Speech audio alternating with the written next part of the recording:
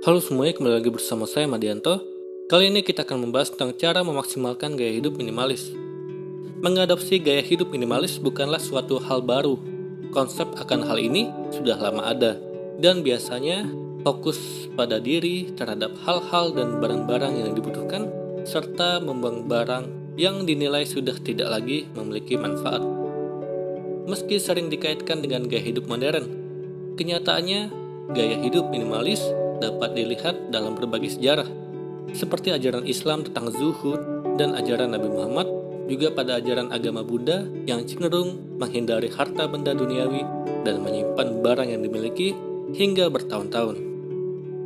Masuk ke abad 21, gaya hidup ini kembali mendapat popularitas ketika para penulis, fotografer, arsitek, dan berbagai tokoh publik menerima ide tersebut. Menurut New York Times, gerakan minimalis dimulai pada dunia seni. Setelah ratusan tahun, tentu banyak perubahan terjadi dalam prinsip minimalis itu sendiri, terkait definisi serta apa yang harus dilakukan untuk mewujudkan gaya hidup tersebut. Ditambah lagi dengan fenomena meningkatnya kesadaran akan lingkungan, di mana kegiatan berbelanja dinilai dapat menambah jejak karbon dan meningkatkan limbah sisa produksi. Hasilnya, banyak orang mulai sadar bahwa sesuatu yang lebih sedikit dapat memberi manfaat lebih banyak, baik bagi diri sendiri, orang lain, atau lingkungan di sekitar. Buat yang masih baru mengenal gaya hidup minimalis, berikut adalah definisinya. Secara sekilas, hidup minimalis memiliki satu tujuan utama, memiliki barang yang lebih sedikit. Namun di bawah itu semua, minimalis membahas tentang hal yang lebih besar. Menurut Joshua Fields Milburn dan Ryan Nicodemus, minimalisme adalah sebuah alat yang dapat membuatmu mendapatkan kebebasan. Kebebasan dari rasa takut, kekhawatiran, kebingungan, rasa bersalah, depresi, dan dari perangkap konsumerisme yang telah lama mendarah daging di masyarakat modern. Menjadi seorang yang hidup dengan minimalis berarti kamu memilih untuk hidup dengan jumlah kepemilikan yang sedikit, namun dengan nilai yang lebih tinggi. Permasalahan yang sering ditemukan sekarang adalah kebanyakan orang memiliki kecenderungan untuk menilai suatu benda lebih tinggi dari semestinya. Biasanya hal ini dilakukan secara tidak sadar. Minimalisme memungkinkan dirimu untuk membuat keputusan secara sadar dan disengaja, sehingga kamu benar-benar tahu bahwa benda yang kamu pilih untuk kamu simpan benar-benar penting keberadaannya di hidupmu. Lalu apa keuntungan yang didapat dari minimalisme? Seperti yang telah disebutkan tadi, hidup sebagai seorang minimalis artinya kamu mendapat suatu kebebasan dan kendali akan apa yang kita miliki dalam hidup. Secara garis besar, terdapat dua keuntungan utama dalam mengadopsi gaya hidup ini: menghemat waktu dan menghemat uang. Semakin sedikit barang yang menumpuk di hidup kita, semakin berkurang waktu yang diperlukan setiap harinya untuk membersihkan dan merapikan barang-barang tersebut. Minimalisme membuat kita lebih fokus dalam hal-hal yang kita prioritaskan, mengalokasikan waktu terhadap hal yang dapat meningkatkan produktivitas diri.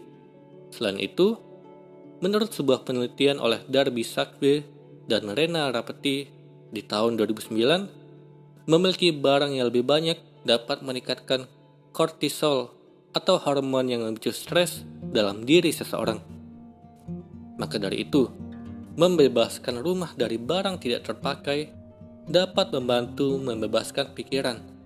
Gaya hidup minimalis juga memiliki dampak positif dalam keuangan seseorang. Ketika seseorang memutuskan untuk menjadi minimalis, biasanya mereka akan lebih sadar dan cenderung mengurangi aktivitas belanjanya. Mereka akan mengadopsi pola pikir, yang saya inginkan belum tentu apa yang saya butuhkan, secara tidak langsung. Hal ini akan membantu untuk lebih mengontrol pengeluaran. Lalu bagaimana cara memulai hidup minimalis? Ketika sedang membicarakan tentang gaya hidup minimalis, biasanya terdapat 3 orang. Yang pertama, orang yang berada di posisi denial atau menolak, merasa semua hal yang ia miliki penting dan bermakna. Kedua, orang yang langsung semangat dan merubah hidupnya 180 derajat. Ketiga, orang yang masih ragu harus memulai dari mana. Untuk orang pertama, biasanya mereka akan mulai tertarik mengikuti gaya hidup ini ketika melihat orang kedua dan ketiga bahagia dengan hidup minimalis. Sayangnya, apa yang dilakukan oleh orang kedua kemungkinan besar tidak dapat bertahan dalam jangka panjang. Hal ini dikarenakan meski semangat mereka bagus, melakukan sesuatu dengan ekstrim dan gegabah dapat mengindikasikan bahwa apa yang dilakukan terjadi tanpa pikir panjang. Untuk orang ketiga yang masih ragu harus mulai dari mana, mereka hanya butuh arahan yang tepat. Memulai hidup minimalis atau memulai apapun di dunia ini yang rencananya ingin kamu pertahankan untuk jangka panjang, sebisa mungkin sebaiknya kamu lakukan secara bertahap.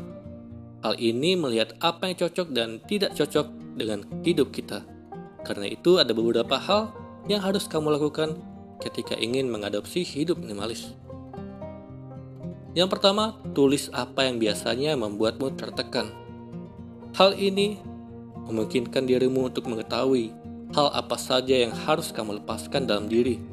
Kamu juga bisa melakukannya dengan pengeluaranmu. Mungkin kamu akan terkejut sebanyak apa pembelian yang sebenarnya tidak begitu penting untuk dilakukan. Kedua, tentukan sebuah zona bebas barang. Kamu bisa memulai dengan tidak menumpuk barang di meja makan atau meja tidur di sebelah kasurmu. Setelah terbiasa, kamu bisa mulai memperluas area ini. Ketiga, tanyakan ini pada dirimu. Apakah kamu pernah memakai atau mengingat benda tersebut dalam 5 tahun terakhir? Jika jawabannya tidak, mungkin sudah saatnya untuk memindahkan semua itu ke tempat sampah atau mendonasikannya jika masih bagus. Atau kalau masih berharga bagi orang lain, kamu bisa menjualnya. Keempat, mulai menabung. Dengan memaksa diri untuk menyimpan sebagian dari pendapatanmu, secara tidak sadar, kamu pun akan mengurangi pengeluaran yang tidak penting. Dan yang kelima, masukkan barang yang kamu miliki ke dalam kategori tertentu dengan jujur. Misalkan, kamu bisa menetapkan beberapa kategori barang yang ingin kamu simpan. Keperluan makan, rumah tangga, kesehatan, keluarga, dan pakaian. Setelah itu, mulai masukkan barang-barang yang ada di rumahmu berdasarkan dan hanya berdasarkan kategori tersebut. Jika kamu menemukan barang yang tidak termasuk kategori manapun, kamu tahu apa yang harus dilakukan. Itulah tadi cara memaksimalkan gaya hidup minimalis. Kali ini kita akan membahas tentang 5 strategi belanja untuk hidup minimalis. Hidup minimalis itu bukan berarti hidup dalam keadaan serba pas-pasan. Hidup minimalis itu lebih seperti hidup yang simpel dan mudah untuk dijalani. Jadi bukan berarti kamu tidak belanja sama sekali. Kita tetap belanja. Kita bisa punya barang-barang baru. Kita juga bisa beli barang mahal. Tapi semua harus dengan strategi yang minimalis. Berikut adalah strategi belanjanya. Yang pertama, pola pikir.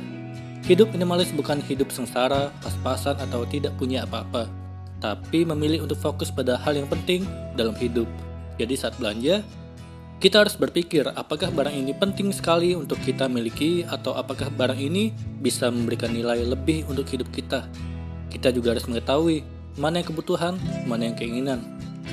Keinginan adalah segala kebutuhan yang lebih terhadap barang ataupun jasa yang ingin dipenuhi setiap manusia pada suatu hal yang dianggap kurang.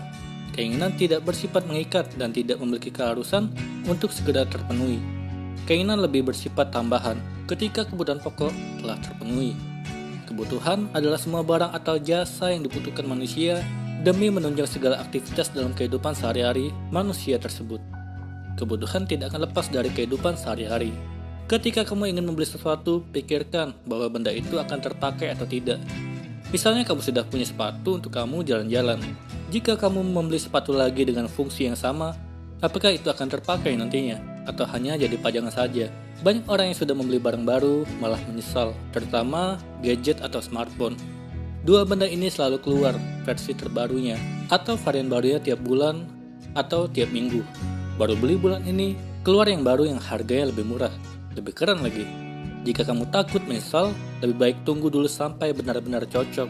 Terkadang kita tidak sadar bahwa kita membeli barang yang hanya untuk memuaskan diri.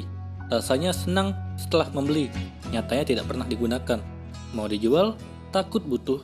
Tidak dijual, hanya memenuhi lemari. Segala hal yang terburu-buru adalah hal yang tidak baik. Jika kamu ingin membeli sesuatu dan uangnya pas-pasan saja, lebih baik pikirkan, apakah kamu butuh atau hanya ingin? Kedua, seimbang. Ada yang datang, maka harus ada yang pergi. Jadi misalnya kamu beli satu baju baru, maka berikan ke orang lain satu baju lamamu. Beli satu sepatu baru, berikan satu sepatu lama. Atau kamu juga bisa menjual barang-barang itu ke situs barang bekas atau marketplace. Banyak manfaat yang kita rasakan dari menyumbang barang, dan juga kita bisa menambah uang kita dari menjualnya ke marketplace. Ketiga, jangan terburu-buru. Aturan ini berlaku saat kamu ingin beli barang yang mahal. Jangan terlalu semangat, apalagi terburu-buru saat melihat barang. Misalnya sepatu, harganya mahal, tapi kamu masih punya sepatu di rumah, kalau diberikan ke orang lain, masih terlalu sayang. Biarkan kamu berpikir, siapa tahu tidak lama lagi barang incaranmu didiskon. Pikirkan baik-baik, perlukah kamu dengan barang yang ingin kamu beli itu? Jika tidak terlalu memerlukannya, lebih baik tunda dulu. Tidak ada rugi yang menunda pembelian. Selain lebih menghemat uang, kamu juga bisa menggunakannya untuk yang lebih penting. Lalu, apakah kebutuhanmu sudah terpenuhi? Misalnya ketika ingin membeli sebuah tas baru, tapi sepatu atau sandal kamu rusak sehingga kamu tidak bisa pergi karena tidak ada alas kaki. Maka utamakan yang penting dahulu. Jika yang kamu inginkan kurang penting, tahan dulu. Keempat, utamakan kualitas. Pastikan saat beli barang punya kualitasnya yang bagus, jadi bisa tahan lama. Misalnya baju, pastikan kualitas enak dipakai, tahan lama meski harganya mahal. Daripada beli barang diskonan, tapi baru sekali 2 kali pakai, warnanya sudah luntur dan rusak. Kan jadi harus beli lagi. Mana yang kamu pilih? Membeli tas kualitas rendah dan harus menggantinya dalam jangka waktu pendek, atau membeli tas sedikit mahal tapi kondisinya cukup awet dipakai dalam jangka waktu yang sangat lama?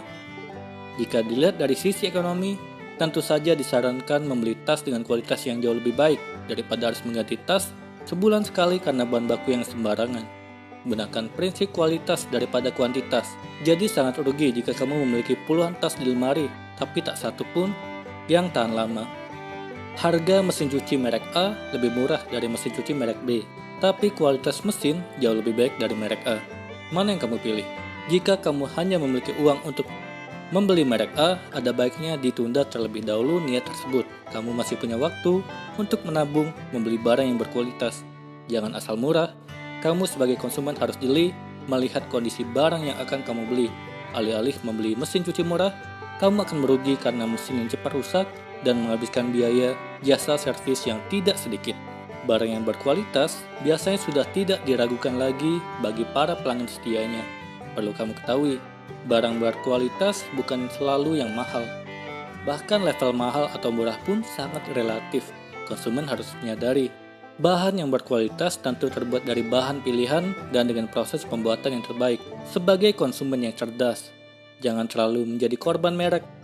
Terkadang, barang dengan merek luar negeri terkesan kualitasnya biasa-biasa saja, dijual dengan harga selangit, padahal masih banyak produk buatan dalam negeri yang berkualitas tinggi dengan harga yang masih sangat masuk akal. Kelima, jangan menumpuk barang. Ketika membeli sesuatu, seringkali kita berencana untuk membuang satu atau beberapa benda serupa yang sudah menumpuk di rumah. Namun ketika tangan sudah akan membuang benda tersebut, rasa sayang membayangi hati, membuat kita menggunakan niat membuang benda tersebut dan kembali menumpuknya meski tahu jarang atau bahkan tak pernah lagi menggunakannya. Tak hanya benda, kadangkala itu terjadi pada catatan, bon belanja, tiket nonton film, tiket nonton konser, dan berbagai barang lain yang tak lagi kita butuhkan, tapi membuangnya pun tak sampai hati karena merasa seperti ada kenangan yang tersimpan padanya. Merasa akrab dengan keadaan tersebut, kamu tak sendiri. Banyak sekali orang merasakan dan melakukan hal yang sama. Meski sering terlihat sepele, kebiasaan menumpuk barang itu dikenal dengan istilah hoarding. Hidup minimalis tidak mengenal menumpuk barang, misalnya belanja persediaan makanan. Beli banyak berarti kamu butuh tempat untuk menyimpannya. Jika salah simpan, bukan tidak mungkin bahan tersebut rusak atau basi dan membuatmu harus belanja lagi. Belilah persediaan yang memang sudah mau habis. Dilarang keras untuk panic buying atau membeli karena takut akan kehilangan barang tersebut. Itulah tadi 5 strategi belanja minimalis yang akan membuatmu lebih sederhana. Tips hidup frugal yang membuat kita lebih hemat. Menerapkan gaya hidup frugal bukan pelit, tapi hemat dengan gaya hidup minimalis dan cermat atur uang. Cocok untuk para milenial dan ibu rumah tangga dan semua orang. Gaya hidup frugal memang identik dengan hemat, minimalis dan cermat mengambil sebuah keputusan sehingga tidak ada pengeluaran yang berlebihan atau sia-sia yang bisa menjadi pilihan kamu terutama di masa sulit saat ini. Di masa sulit yang terjadi sejak tahun 2020, cenderung banyak hal yang berubah signifikan. Sebagian dari kita dipaksa untuk berhemat dan memiliki dana darurat sebagai jaring pengaman karena hidup yang relatif dekat dengan berbagai resiko, seperti kehilangan penghasilan atau sakit. Menerapkan gaya hidup frugal berarti kamu memprioritaskan pengeluaran yang penting, melawan yang tidak penting. Ini tak berarti kamu bersikap pelit. Gaya hidup frugal mengutamakan nilai suatu barang atau kualitas ketimbang harganya. Contohnya, apabila kamu membeli sepatu baru karena sepatu yang ada sudah rusak, maka akan memilih sepatu dari bahan yang tahan lama untuk jangka panjang, meskipun harga sedikit lebih mahal. Bukan sepatu murah yang hanya bertahan beberapa bulan. Dengan disiplin menerapkan gaya hidup frugal sejak dini, kita akan terbiasa melakukan prioritas saat akan berbelanja, termasuk pada hal-hal yang kita anggap penting. Tetap melakukan pertimbangan. Dampak panjangnya lebih mudah meraih kebebasan finansial karena tidak terlilit utang dan bisa menikmati hidup seandainya kelak memilih untuk pensiun dini. Lalu bagaimana cara memulai gaya hidup ini? Hal pertama, mengevaluasi kembali cash flow kita. Anggaran yang hanya memberi kesenangan sesaat dan tidak terlalu mendesak sebaiknya dicoret dari daftar. Cara ini berarti menghilangkan atau mengurutkan pengeluaran dari yang paling perlu ke pengeluaran yang bisa ditunda. Pengeluaran yang tidak diperlukan dapat dikurangi sehingga dapat meningkatkan jumlah uang yang bisa ditabung. Selanjutnya, catat pengeluaran harian agar mudah untuk melakukan evaluasi pada bulan berikutnya. Apabila pendapatan atau gaji berikutnya diterima. Selanjutnya, manfaatkan promo dan diskon dan terapkan hanya untuk barang yang memang benar-benar dibutuhkan. Cara ini bisa menghemat pengeluaran dan ada sisa uang yang bisa disimpan.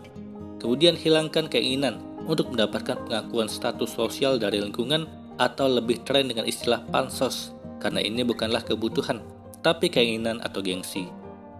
Gara-gara hal ini, kamu bisa saja ingin membeli barang-barang yang dianggap penting, walau sebenarnya tidak penting.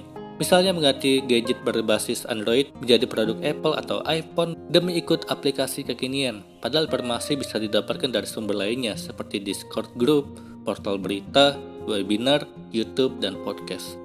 Ketika kita menganggap ekspektasi orang lain atas diri kita terlalu penting, sampai membeli barang yang sangat mahal, tentunya akan berbahaya bagi kesehatan finansial, kesehatan fisik, dan kesehatan jiwa. Kita perlu bijaksana untuk mengetahui perbedaan kebutuhan dan keinginan dan memilih mana yang harus dipenuhi segera dan yang masih bisa ditunda atau bisa dihilangkan. Penuhi saja apa yang kita butuhkan, bukan apa yang orang lain nilai bahwa kita membutuhkannya. Kamu bisa memasukkan asuransi kesehatan sebagai prioritas sebagai upaya melindungi aset terutama untuk diri kita sendiri. Itulah tadi cara menerapkan gaya hidup frugal yang bukan pelit tetapi hemat untuk diri kita dan masa depan. Semoga ini bermanfaat. Sekian dan terima kasih.